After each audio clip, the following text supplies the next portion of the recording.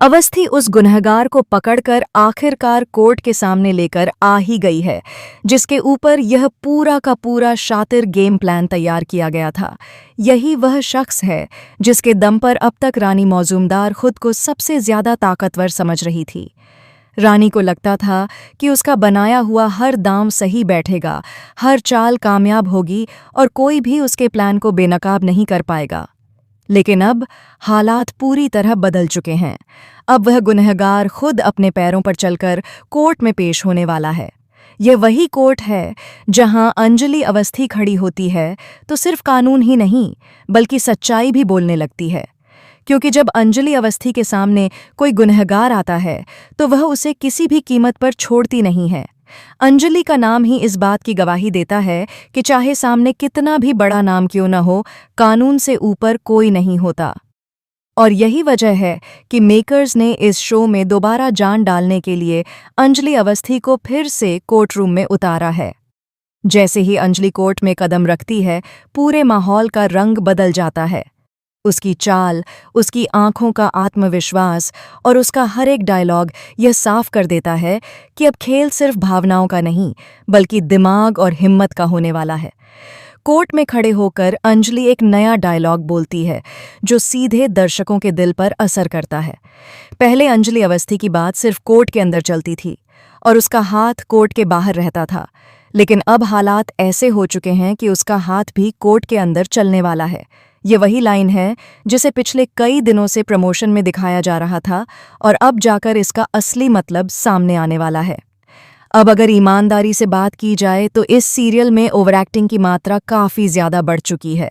ख़ासतौर पर कल्ली महारानी और रानी मौजूमदार का अंदाज कई बार हद से ज़्यादा लगता है। रानी मौजूमदार हर शब्द को ऐसे बोलती है जैसे वह सिर्फ डायलॉग नहीं बल्कि किसी को चुनौती दे रही हो। उसके एक्सप्रेशन, उसकी आंखों की भाषा और उसकी आवाज़ का उतार चढ़ाव सब कुछ अलग ही स्तर पर जाता है। हालांकि यह भी सच है कि दर्शकों को यही ओवर द टॉप ड्रामा पसंद आ रहा है। शायद इसी वजह से मेकर्स ने जानबूझकर इस सीरियल की स्टाइल को और ज़्यादा हाई पिच्ड और ड्रामेटिक बना दिया है। यही कारण है कि हर एपिसोड में कोई ना कोई बड़ा ट्विस्ट देखने को मिल रहा है।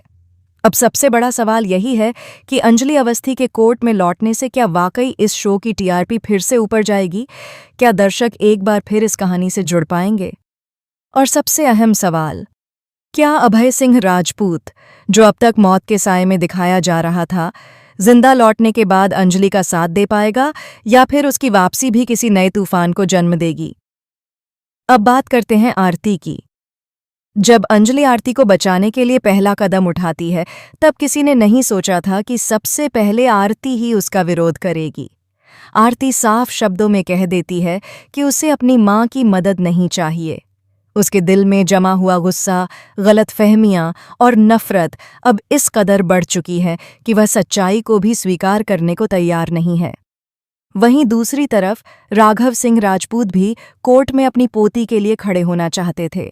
वह चाहते थे कि एक दादा होने के नाते, एक वकील होने के नाते वह आरती का साथ दें। लेकिन तभी एक कॉल उनकी पूरी हिम्मत तोड़ देता है। सिर्फ एक फ़ोन कॉल उनके सारे इरादों को चकनाचूर कर देती है। ये कॉल किसी और की नहीं बल्कि रानी मौजूमदार की होती है। रानी साफ साफ धमकी देती है कि अगर राघव सिंह राजपूत ने काला कोट पहना और कोर्ट में अपनी पोती के लिए खड़े हुए तो उनके बेटे की जान नहीं बचेगी। जो बंदूक अभी तक अभय सिंह राजपूत से दूर थी, वह अब उसके और भी करीब पहुंच जाएगी। यह सुनते ही राघव सिंह राजपूत के पैरों तले जमीन खिसक जाती है। एक पिता होने का डर, एक बेटे को खोने का डर उनकी सारी हिम्मत छीन लेता है।